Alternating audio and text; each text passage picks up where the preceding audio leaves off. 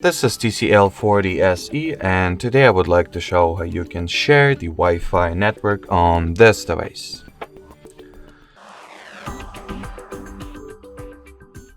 So to start, we will need to launch settings, then enter the Wi-Fi category over here, then make sure that the network you would like to share is the currently connected network. That is in my case true, so then tap on it like that.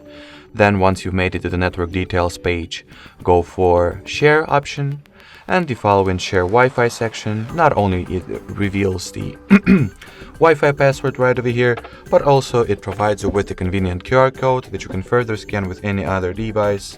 And well, the aforementioned device, should it be tablet or smartphone, will be automatically connected to the, well, same Wi-Fi network.